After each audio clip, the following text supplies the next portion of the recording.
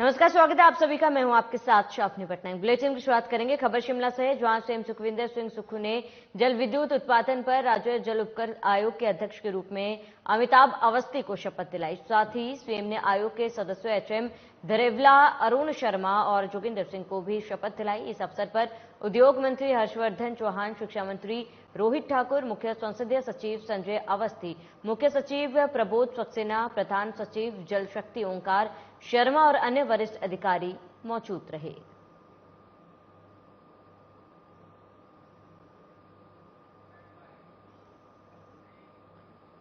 खबर शिमला से है, जहां सीएम सुखविंदर सिंह सुक्खू प्राकृतिक आपदा से हुए नुकसान का जायजा लेने पहुंचे हैं। इस दौरान सीएम चौपाल विधानसभा क्षेत्र सहित रोहडू, जुब्बल, कोटखाई, रामपुर का दौरा करेंगे।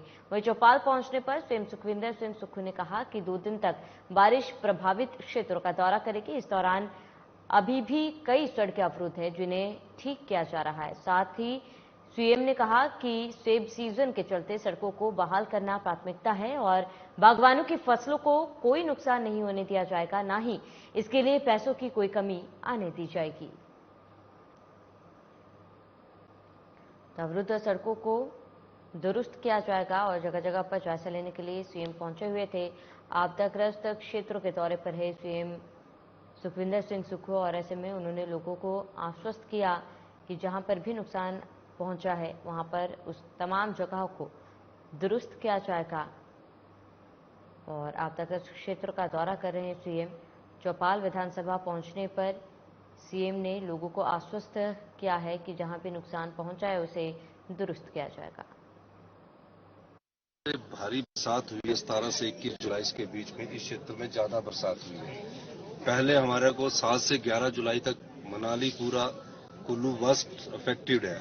इस समय प्रदेश में 50 साल में ऐसी आपदा पहली बार आई है और पहली आपदा आने के बावजूद 50 साल में कभी हमारे जीवन काल में ऐसी आपदा नहीं आई है। 8,000 करोड़ से ज्यादा का नुकसान हो चुका है। मैंने अपने साधनों से कट लगाकर 110 करोड़ रुपया जो बागवान वाले, चाहे मंडी के बागवान हैं, चाहे चौपाल के बागवान है, जुब्बल के हैं, नरोडू के हैं, चढ़गांव के हैं, किन्नौर के हैं, स्पीति के, जहां के भी कुल्लू के हैं, उनके डिवीजनों को 110 करोड़ रुपया उपलब्ध करवा दिया, पहले ही करवा दिया।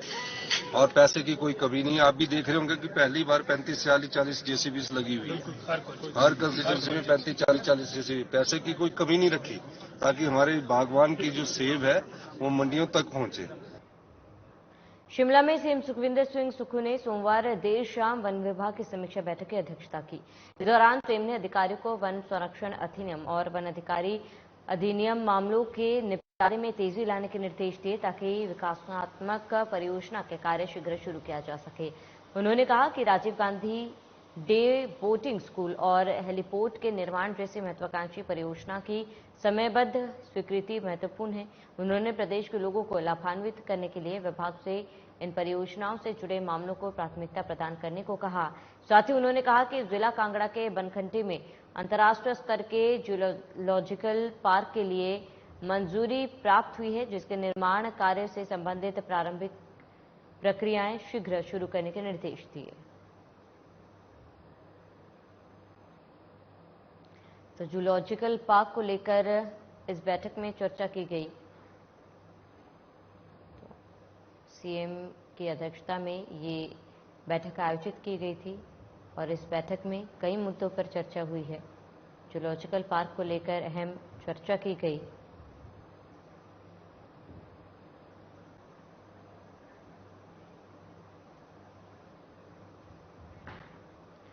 हिमाचल प्रदेश की फल मंडियों में इस बार किलो के हिसाब से सेब बेचा जा रहा है, जिससे बागवानों को अच्छे दाम मिल रहे हैं। लदानी प्रति पेटी 2 किलो की काट की मांग कर रहे हैं और इसके लिए सरकार पर दबाव बनाने के लिए कुछ लदानी बीते कल सोलन की मंडी में हड़ताल पर भी हैं। इसको लेकर बागवानी मंत्री जगत सिंह नेगी ने कहा है कि बागवानों और आड़तियों के साथ सलाह मशवरा करके ही 2 किलो की काट को बंद करने का निर्णय लिया गया। लेकिन अगर कोई आड़ती या लदानी आदेश नहीं मानता है और बागवान इसकी शिकायत करता है तो उसके खिलाफ सख्त कार्रवाई की जाएगी।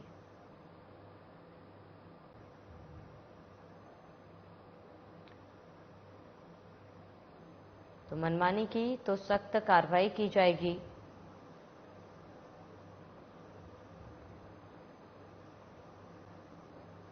और आपको बता दें कि शिमला में अब 2 किलो की काट नहीं मिलेगी और अगर मनमानी की जाती है तो उस पर सख्त कार्रवाई की जाएगी।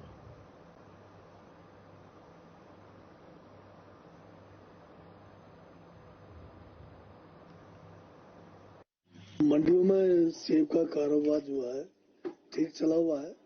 ये अलग बात है कि एक आध छुटपुट जो है बटक ऊपर या सोलन की मंडी से कोई ऐसा हमें जो है सूचना मिली कि बीच में कुछ घंटे जो है काम नहीं हुआ, परंतु जब हमने इसके बारे में तहकीकात की तो ये पता लगा कि ये जो सोलन में पिछले कल जो है ये जो लदानी है इन्होंने कोई बैठक जो है एपीएमसी के सेक्रेटरी के साथ रखी थी, उस कारण जो है थोड़ा सुबह के समय जो है सेब का जो है कारोबार नहीं हुआ था। खबर धर्मशाला से है, जहां प्रदेश में आपदा आने के बाद बीजेपी और कांग्रेस नेता आमने सामने हैं। बीजेपी के वरिष्ठ नेता विपिन सिंह परमार ने धर्मशाला में प्रेस कॉन्फ्रेंस की और कांग्रेस पर निशाना साधा। उन्होंने कहा कि आज प्रदेश सरकार सत्ता सुख में है और जनता दुख में है। प्रदेश का सबसे बड़ा जिला कांकड़ा आज कांग्रेस से प्रताड़ित हो रहा है। वहीं विधायक ने कहा कि प्रदेश में लगातार बारिश से त्रासदी हुई है और जानमाल का नुकसान हुआ। आज इस त्रासदी से लोग उभर नहीं पाए। वहीं इस आपदा के दौरान बीजेपी के तमाम शीर्ष नेतृत्व ने धरातल पर जाकर लोगों का हाल जाना। उन्होंने कहा कि प्रदेश में 7 महीने पहले कांग्रेस की सरकार बनी और कांगड़ा जिले को आज इस कांग्रेस की सरकार के दौरान कुछ नहीं मिला। ये सुख की सरकार नहीं बल्कि सुखी सरकार है।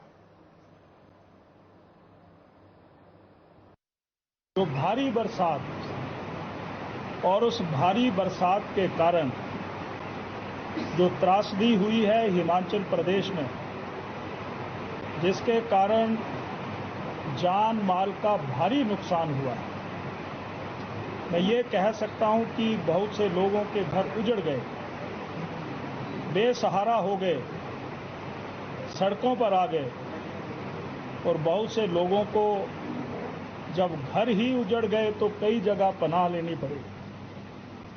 और मैं ये भी कह सकता हूं कि इस त्रासदी के कारण अभी भी हिमाचल प्रदेश के नदी और नालों में लोगों के शव मिल रहे हैं। वहीं सोलन के चक्की मोड़ के पास लैंडस्लाइड के चलते NH5 पूरी तरह से बाधित था, जिसे आज 11:40 पर छोटे वाहनों के लिए 8 दिन बाद खोला गया। लेकिन 10 मिनट बाद ही ऊपर से पहाड़ी से बड़े बड़े पत्थर और मलबा आना शुरू हो गया, जिस वजह से एक बार फिर NH5 पूरी तरह से बाधित हो गया है, जिसे दोबारा से सुचारू करने का प्रयास किया जा रहा है। हालांकि पहाड़ी से पत्थर और मिट्टी गिरने का सिलसिला जारी है। फिलहाल फिर से इसे बंद कर दिया है। तो NH5 को करीब 8 दिनों बाद खोला गया और हालांकि खोलने के बाद पहाड़ियों से बड़े बड़े पत्थर जो है वो सड़कों पर आ गिरे, जिसको देखते हुए दोबारा से इस NH को बंद कर दिया गया। छोटे वाहनों के लिए इस NH को खोला गया था, लेकिन स्थिति को देखते हुए दोबारा से बंद कर दिया गया।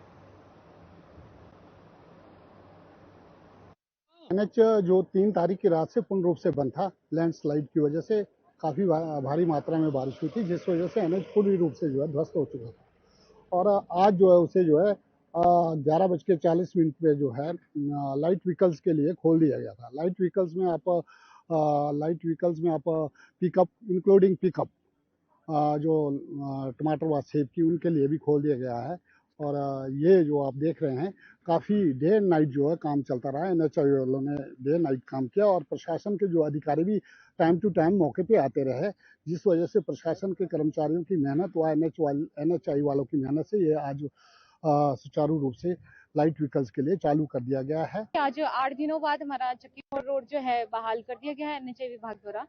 और इतने दिनों से हम इतना ज्यादा परेशान थे कि लोग ऑफिस जाने वाले, फैक्ट्री जाने वाले लोग जो है टनल से जा रहे थे और आगे बस खड़ी रहती थी, लेकिन बसेस का भी अपना टाइम था कि वो 20 मिनट बाद 25 मिनट बाद जैसे सवारी आती तभी जा रही थी। लोग बहुत ज्यादा परेशान हो रहे थे। इवन हमारे स्कूल बंद है, बच्चों के स्कूल भी बंद है क्योंकि नीचे से आने वाले बच्चे नहीं आ पा रहे हैं और ऊपर से नीचे नहीं जा पा रहे थे बच्चे, तो काफी दिनों से बच्चे घर पे ही थे।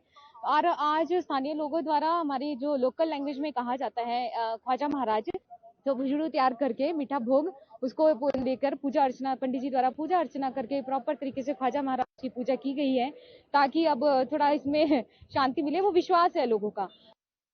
वहीं चंडीगढ़ सोलन फोरलेन पर आए दिन हो रहे लैंडस्लाइड को लेकर सवाल खड़े होने लगे हैं और फोरलेन के निर्माण में अनियमितता बरतने के आरोप लगाए जा रहे हैं। नगर निगम के पूर्व डिप्टी मेयर टिकेंद्र पवर ने कमिश्नर इंक्वायरी की मांग की है और इसमें सुप्रीम कोर्ट के सेवानिवृत्त जज की अध्यक्षता में जांच करवाने की सरकार से मांग की।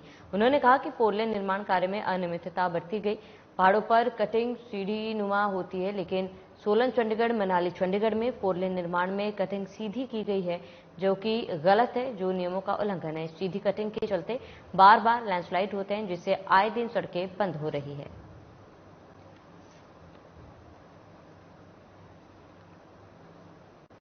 देखिए, मैं 4-5 बातें कही हैं आज प्रेस में। एक तो मैंने ये कहा है कि ये जो है मिलीभगत है और ये क्रिमिनल नेग्लिजेंस है, इसलिए उनके खिलाफ जो है वो क्रिमिनल कार्रवाई तेज लानी चाहिए और वो सिर्फ एफआईआर के माध्यम से नहीं जो वहां फाइल हुई है, लेकिन एक स्पेशल इन्वेस्टिगेशन टीम होनी चाहिए जो परवाणु वाला भी देखे और कुल्लू वाला भी देखे, क्योंकि इसमें ये मतलब बहुत सारे क्रिमिनल तो है ही है नेग्लिजेंस, लेकिन साथ में इसमें किकबैक्स का भी बात हो रही है।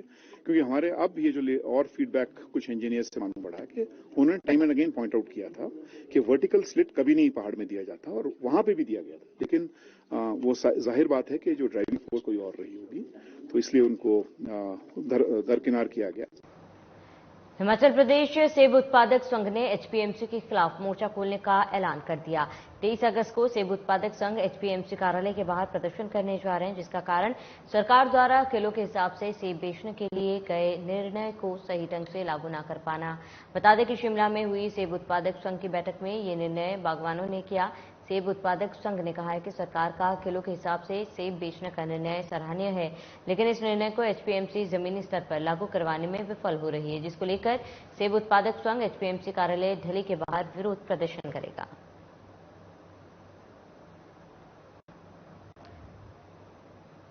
तो लाभार्थियों को बताते कि धरातल पर निर्णय को लागू करवाए एचपीएमसी, ये निर्देश एचपीएमसी को दिए गए हैं और धरातल पर निर्णय को लागू करवाए एचपीएमसी का ये आदेश।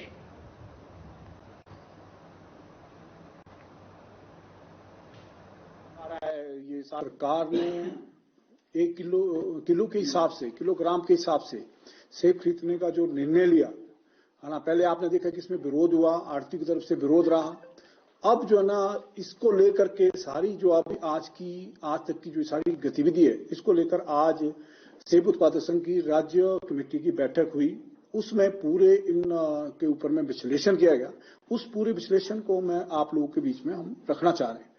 उसमें यह है कि ये बेशक ये जो व्यापारी तबका है, आढ़ती है, इस बात को मान गया कि हम किलो के हिसाब से बेचेंगे। और चलिए इस बुलेटिन में फिलहाल में हिस्सा देते हैं। देश दुनिया के तमाम बड़ी खबरों के लिए बने रहे हमारे साथ।